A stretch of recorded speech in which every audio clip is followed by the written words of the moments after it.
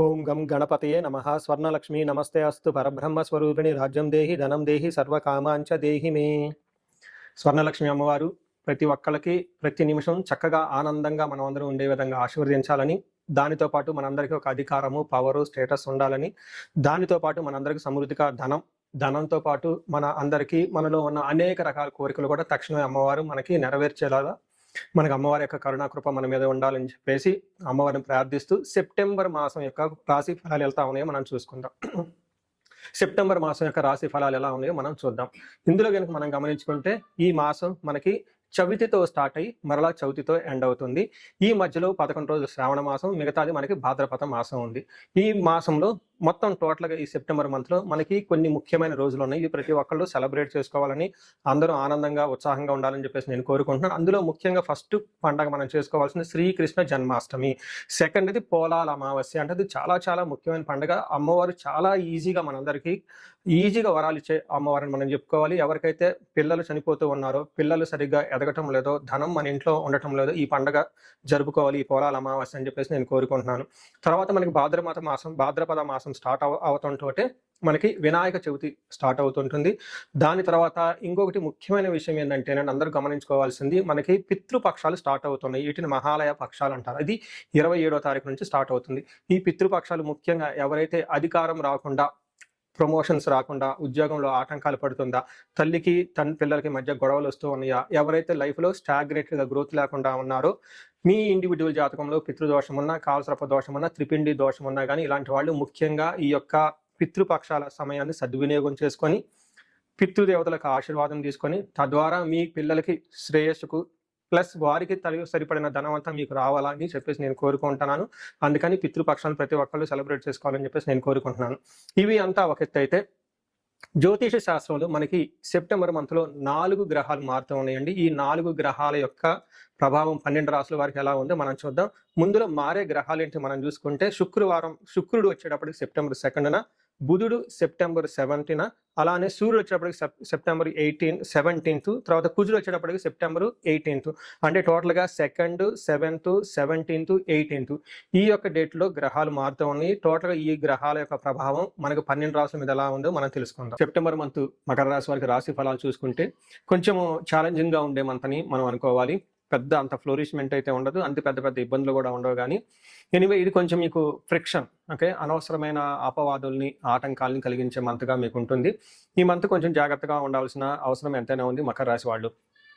ఇందులో నక్షత్రాలు చూసుకుంటే ఉత్తరాషాఢ 2, 3, 4 పాదాలు, శ్రవణం 1, 2, 3, 4 పాదాలు, ధనిష్ట 1, 2 పాదాలు అంతా ఈ రాశిలో ఉంటారు. పేరు బలం బట్టి మనం చూసుకుంటే వీళ్ళకి బో, జా, జీ, జూ, జే, జో, ఖా, గా, గి అన్న లెటర్స్ అంతా కూడా ఈ మకర రాశిలో ఉంటారని గమనించాలి. మీరు లఘు గోచారం, సూక్ష్మ గోచారం ప్రకారం చూసుకుంటే సూర్యుడు 9వ స్థానంలో ఉండటం వల్ల వీళ్ళకి చుట్టూ వాతావరణం ద్వేషించబడే విధంగా ఉండే అవకాశం ఉంటుంది. కుజుడు వీళ్ళకి 7వ స్థానంలో ఉండటంతో శోకం, అనవసరమైన చాలా ఫిజికల్గా టైర్డ్గా ఉండే అవకాశం ఎక్కువగా ఉంటుంది. బుధుడు 9వ స్థానంలో ఉండటం వల్ల ఆటంకాలతో పనులయ్యే అవకాశం కనిపిస్తుంటుంది. శుక్రుడు 10వ స్థానంలో ఉండటం వల్ల గొడవలు అయ్యే అవకాశం ఎక్కువగా ఉంటుంది. ఇది కూడాను భార్యాభర్తల మధ్య కొంచెం అనవసరమైన గ్యాప్ని తీసుకొచ్చే అవకాశంగా కనిపిస్తుంటుంది. మీరు ఓవరాల్గా చూసుకుంటే ఈ రాశి వాళ్ళకి 9వ స్థానంలో సూర్యుడు ఉండటం వల్ల నిందపరాధ కలహం నిర్దోషచ్చ ధనక్షయ పుణ్య లాభార్థ నాశాచ విచారే నవమే రవి అంటారు. అంటే ఇందులో దీని ప్రకారం చూసుకుంటే నింద అపరాధ, ఏ సంబంధం లేకుండా మీకు గొడవలయ్యే అవకాశం ఎక్కువగా ఉంటుంది. కలహం, తర్వాత నిర్దోషచ్చ, మీకు ఎలాంటి తప్పు లేకుండా మీ మీద అపవాదులు పడే అవకాశం ఎక్కువగా ఉంటుంది. ధనక్షయం, ధనాన్ని కోల్పోయే అవకాశం ఎక్కువగా ఉంటుంది. పుణ్య లాభార్థ నాశాచ, మంచి ఉద్దేశంతో ఏదైనా పని చేస్తే అందులో లాభం రాకపోను, మీకు నష్టం వచ్చే అవకాశం ఎక్కువగా కనిపిస్తుంటుంది. తద్వారా విపరీతమైన విచారం కలిగే సంఘటనలు మీ చుట్టూ చోటు చేసుకునే అవకాశం ఎక్కువగా ఉంటుంది. కొంచెం జాగ్రత్తగా ఉండవలసిన మాసం ఈ మాసం. అయితే ఈ చిన్న ప్రాబ్లమ్సే కానీ ఓవరాల్గా సక్సెస్ఫుల్గా ఉంటారు అని మీరు గమనించుకోవాలి. ఎందుకంటే సూర్యుడితో 3వ స్థానం చుట్టడం వల్ల మీ యొక్క ధైర్యము, సాహసం, రిస్క్ టేకింగ్ ఎబిలిటీ, కమ్యూనికేషన్ చాలా పవర్ఫుల్గా ఉంటుందని గమనించాలి. అదేవిధంగా కుజుడు వీళ్ళకి 7వ స్థానంలో ఉండటం వల్ల మిక్స్డ్ రిజల్ట్ ఉంటుంది.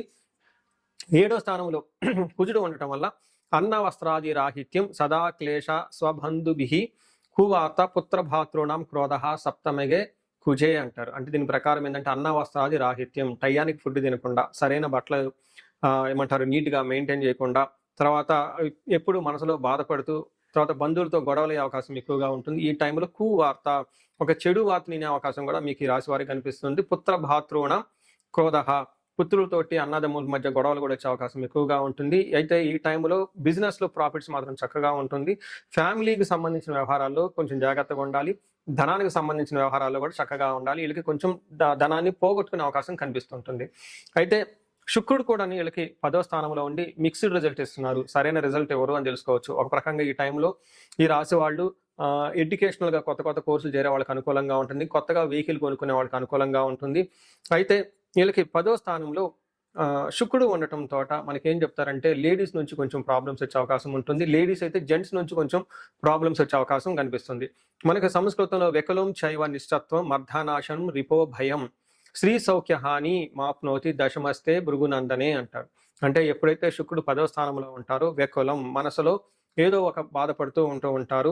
నిస్సత్వం అంటే స్ట్రెంత్ లేకుండా అవకాశం కనిపిస్తుంటుంది. రిపో భయం శత్రువుల యొక్క బాధ ఎక్కువగా ఉంటుంది. శ్రీ సౌఖ్య హాని మీ ఇంట్లో కానీ బయట కానీ స్త్రీలు లేడీస్ ఎవరైనా ఉంటే వాళ్ళ ద్వారా మీకు వాళ్ళ నుంచి ప్రాబ్లమ్స్ వచ్చే అవకాశం మీకు కనిపిస్తూ ఉంటుంది. ఇన్ కేసు స్త్రీ సౌఖ్య హాని మాప్నోతి అంటే మీకు తెలిసిన వాళ్ళ స్త్రీల దగ్గర నుంచి కొంచెం భయం పడిగే ఇబ్బందులు పడే పరిస్థితి ఎక్కువగా కనిపిస్తూ ఉంటుంది. అంతేకాకుండా ఇన్ కేసు లేడీస్ అయితే మీకు సంబంధించిన పురుషుల నుంచి జెంట్స్ నుంచి కొంచెం ఇబ్బందులు ఎదురయ్యే అవకాశం ఎక్కువగా కనిపిస్తుంటుంది. ఓవరాల్గా చూసుకుంటే శుక్రుడు ఓ పక్క కొత్తగా వెహికల్ తీసుకోవటము లేదంటే ఏదైనా ఎడ్యుకేషన్కి సంబంధించిన కోర్సులు చేసుకోవడంలో పాజిటివ్గా ఉన్నప్పటికీ కానీ కొంచెం స్త్రీల ద్వారా లేదంటే పురుషుల ద్వారా ఇబ్బందిని కలిగిస్తూ ఉన్నారు. కుజుడు కూడా మీకు అన్ఎక్స్పెక్టెడ్గా సోదరుల మధ్య విభేదాన్ని కలిగిస్తూ ఉన్నారు. ప్రాఫిటబుల్గా ఉంటుంది. సూర్యుడు కూడా ఓవరాల్గా మంచి చేస్తూ లాట్ ఆఫ్ ఛాలెంజెస్ తీసుకొస్తున్నారని చెప్పుకోవచ్చు. బట్ ఎనీవే ఓవరాల్గా చూసుకుంటే ఈ రాశి వాళ్ళు కొంచెం జాగ్రత్తగా ఉండవలసిన అవసరం ఎంతైనా ఉంటుంది. అయితే ఈ రాశి వాళ్ళకి నక్షత్రం ప్రకారం చూసుకుంటే ఉత్తరాషాఢ శ్రవణ ధనిష్ట నక్షత్రాలు ఇందులో ఉంటుంది. ఉత్తరాషాఢ నక్షత్రం వాళ్ళకి ఒక పాజిటివ్ సైడ్లో చూసుకుంటే పరవాసము అంటే ఫారిన్ వెళ్ళాలన్నా లేదంటే లాంగ్ అవుట్ స్టేషన్లో ఉండాలన్నా అవుట్ స్టేషన్లో సెటిల్ అవ్వాలన్నా కానీ బాగుంటుంది. అవుట్ స్టేషన్కి వెళ్ళే వాళ్ళకైతే అనుకూలంగా ఉంటుంది. షాపింగ్కి వెళ్ళి బట్టలు అవన్నీ కొనుక్కునే అవకాశం ఎక్కువగా కనిపిస్తుంటుంది. అదేవిధంగా ధనానికి బాగా ఇబ్బంది పడతారు ఈ రాశి వాళ్ళు. శ్రవణం నక్షత్రం వాళ్ళు ఆయనకి ధనానికి ఇబ్బంది పడుతూ ఉంటారు. ధనం లేక ఇబ్బందులు పడుతూ ఉంటారు. ఫారిన్లో ఉండే వాళ్ళకి కలిసి వస్తుంటుంది. వస్త్ర లాభము టోటల్గా వీళ్ళకి అగైన్ షాపింగ్ చేసే అవకాశం కనిపిస్తుంటుంది. ధనిష్ట నక్షత్రం వాళ్ళకి ఈ నక్షత్రం వాళ్ళకి కొంచెం పాజిటివ్గా ఎక్కువగా ఉంటుంది. వీళ్ళకి ధనానికి ఇబ్బంది పడుతూనే రాజ్య లాభము కొత్తగా పదవి వచ్చే అవకాశం కనిపిస్తుంటుంది. వస్త్ర లాభము అలానే షాపింగ్లు చేసి కొత్త బట్టలు తీసుకునే అవకాశం కూడా కనిపిస్తుంటుంది. సో ఈ రాశి వాళ్ళకి శ్రవణ ధనిష్ట నక్షత్రం వాళ్ళకి గాయాలయ్యే అవకాశం ఎక్కువగా కనిపిస్తుంటుంది. ఉత్తరాషాఢ నక్షత్రం వాళ్ళకి సూర్యుని వల్ల అయితేనేమి కొంచెము ఇబ్బందులు పడే అవకాశం ఎక్కువగా ఉండి పనులు అనుకున్న విధంగా ఫాస్ట్గా అయితే ఖచ్చితంగా కొంచెం స్లోగా మూవ్ అయ్యే అవకాశం కనిపిస్తుంటుంది. సో చూశారు కదండి, ఓవరాల్గా చూసుకుంటే ఈ రాశి వాళ్ళకి కొంచెం ఇబ్బందులు పడే అవకాశం ఎక్కువగా కనిపిస్తుంటుంది. అందుకని వీళ్ళు ప్రతి ఒక్కళ్ళు ఇండివిజువల్గా జాతకం కూడా ఒకసారి చూపించుకోవడం చాలా అవసరము. పరిహారాల కింద రుద్రాభిషేకం చేయించుకుంటే చాలా కలిసి వస్తుంది. లేదంటే మహాసుదర్శన హోమం చేయించుకున్న చాలా కలిసి వస్తుంది. మన్యు పాశుపత అభిషేకం అని ఉంటుంది. ఈ మన్యు పాశుపత అభిషేకం చేయించుకుంటే మీకు కార్యజయము, సంపదలు, శత్రునాశనం జరిగి అనుకున్న పనులు చాలా చక్కగా ముందుకెళ్ళే అవకాశం చాలా ఎక్కువగా కనిపిస్తుంటుంది. సో చూశారు కదండి, ఈ రాశి వాళ్ళకి మిక్స్డ్గా ఉంది. కొంచెం జాగ్రత్తగా ఉండటం ఎంతైనా అవసరం. ఈ రాశి వాళ్ళకి అష్టైశ్వర్యాలు కలగాలని, భోగభాగ్యాలు కలగాలని చెప్పేసి కోరుకుంటున్నాను. నమస్కారం. చూశారు కదండి, ఇప్పటిదాకా ఈ మీ రాశి వారికి ఎలా ఉందో ఇది గోచార రీత్యా మాత్రమే చెప్పడం జరుగుతుంది. దీన్ని మీకు 30 to 40% మాత్రమే అప్లై అవుతుంది. మిగతాది మీ ఇండివిజువల్ జాతకం కనుక చూస్తే అందులో కరెక్ట్గా యాక్యురేట్గా వస్తుంది. ఇండివిజువల్ జాతకంలో చక్కగా దశాభుక్తులు ఉంటే మంచి రిజల్ట్ ఇస్తూ ఉంటే ఇవి బాగుంటే అంతా బాగుంటుంది. ఇన్ కేసు ఇండివిజువల్ దశాభుక్తుల్లో సరైన రిజల్ట్ లేకుండా ఉంటే మీ జాతకం వ్యక్తిగత జాతకం సరిగా లేకుండా ఉంటే ఇవి వాటికి యాడ్ అయ్యి దానికి తద్వారా బేజులు చేసుకొని కరెక్ట్గా రిజల్ట్ అయితే వస్తుంది. మీ ఇండివిజువల్గా జాతకం చూపించుకోవాలనుకుంటే స్క్రీన్ మీద కనిపిస్తున్న నెంబర్ ద్వారా మీరు నన్ను కనెక్ట్ అవ్వచ్చు. అంతేకాకుండా నేను ఒక రీసెర్చ్ చేస్తున్నాను. అంటే దాదాపు మిడ్ లైఫ్ క్రైసిస్ అంటూ ఉంటాను అనమాట. అంటే 40 years నుండి +or-5 years అంటే 35 to 45 ఈవెన్ 48-50 వరకు ఈ మధ్యలో ఏజ్ ఉండి వాళ్ళకి సక్సెస్ఫుల్గా ఒక 10-15 years కెరీర్ ట్రాక్ రికార్డు ఉండి బాగా చదువుకోనుండి అన్ని విధాలా చక్కగా లైఫ్లో ఒక బాణంలాగా దూసుకొని వచ్చి కానీ ఈ టైంలో మీరు ఇబ్బంది పడుతూ ఉంటే సడన్గా జాబ్ లేకపోవడం, సడన్గా బిజినెస్ లేకపోవడం, సడన్గా లైఫ్లో గ్రోత్ లేకపోవడం, చాలా కన్ఫ్యూజ్డ్ అయిన పొజిషన్లో కనుక ఉంటే దీనిని జనరల్గా మనకి మిడ్ లైఫ్ క్రైసిస్ అని చెప్పేసి హార్మోనల్ ఇంబ్యాలెన్స్ అని చెప్తూ ఉంటారు. బట్ జ్యోతిష శాస్త్రంలో దీనికి చాలా చక్కటి పరిష్కారం ఉంటుందండి. మీకు జాతకంలో ఏమైనా శాపాలున్నా రుణాలున్న, గ్రహ దోషాలున్న, కాలసర్ప దోషాలు లాంటి కఠినమైన దోషాలుంటే ఈ టైంలో యాక్టివేట్ అయ్యే అవకాశం ఎక్కువగా ఉంటుంది. దీనికి ఇండివిడ్యువల్‌గా జాతకం చూపించుకొని అది మీరు కెరియర్‌కి గ్రాప్ రావటానికి, లేదంటే మీరు లైఫ్‌లో ఇలా స్టాగ్నేట్‌గా ఆగిపోవటానికి గల కారణాలేంటో తెలుసుకొని చక్కగా పరిష్కారాలు చేసుకుంటే లైఫ్ 10 రెట్లు ముందుకెళ్ళే అవకాశం ఎంతైనా ఉంటుంది. ఇదే కాకుండా నేను ప్రాబ్లమ్ స్పెసిఫిక్‌గా కూడాను చాలా హోమాలు అవన్నీ చేపిస్తూ ఉంటాను. అన్యోన్య దాంపత్య గురించి, అన్యోన్య దాంపత్య పాశుపతాభిషేకం. ఇప్పుడు ఈ మంత్‌లో మనకి ఫస్ట్ 11 డేస్ ఇంకా శ్రావణ మాసం ఉంది కాబట్టి శ్రావణ మాసాన్ని పురస్కరించుకొని స్వర్ణలక్ష్మి విశేషం హోమం చేపించడం జరుగుతుంది. ఇది ప్రతి ఒక్కళ్ళు చేపించుకోవాలని చెప్పేసి నేను కోరుకుంటున్నాను. ఎక్కడైనా మీకు ధనం రాకపోయినా, వచ్చిన ధనం నిలబడకపోయినా, అసలు ఆదాయ వనరులు మీకు ఇన్‌కమ్ సోర్స్ లేకపోయినా, లేదంటే విపరీతమైన అప్పుల బాధలున్నా, లేదంటే మీరిచ్చిన డబ్బులు తిరిగి రాకపోయినా గానీ, ఈ టైంలో చక్కగా స్వర్ణలక్ష్మి విశేష హోమం చేపించుకోవాలని చెప్పేసి నేను కోరుకుంటున్నాను. ఇది సామూహికంగా చేయటం జరుగుతుంది. ఇప్పటిదాకా నేను హోమాలన్నీ 1 to 1 చేపించాను ఎక్కువగా. బట్ ఈసారి మాత్రం సామూహికంగా ఈ యొక్క హోమం చేపించడం జరుగుతుంది. ఈ అవకాశాన్ని సద్వినియోగం చేసుకొని ధన బాధల నుంచి, రుణ బాధల నుంచి బయటపడాలని చెప్పేసి నేను కోరుకుంటున్నా. అంతేకాకుండా ఎవరికైతే హెల్త్ బాగోలేకపోతే మృత్యుంజయ హోమం చేపించుకోవటము, భార్యాభర్తలకు ఇందాక మీరు చెప్పిన విధంగా విశ్వావసు గంధర్వరాజ హోమం చేపించుకోవటం, ఇలా మన్యు పాశుపత అభిషేకం, చండీ హోమము, సుదర్శన హోమము ఇలాంటి ఎనీ హోమాలైనా గానీ మీరు ఎక్కడైనా గనక లైఫ్‌లో ఆగిపోయినట్లు అనిపిస్తే మీ ప్రాబ్లమ్ స్పెసిఫిక్‌గా కూడా హోమాలు, పూజలు చేపించడం జరుగుతుంది. సో, మీరు లైఫ్‌లో ఎక్కడ ఆగకుండా ఉండాలని, జీవితంలో 3 పువ్వులు 6 కాయలుగా సాగిపోవాలని, మీకు అష్టలక్ష్మీలు చక్కగా కలిసి ఉండాలని చెప్పేసి నేను కోరుకుంటున్నాను. మీ అందరికీ అష్టైశ్వర్యాలు కలగాలని, భోగభాగ్యాలని కోరుకుంటున్నాను. నమస్కారం.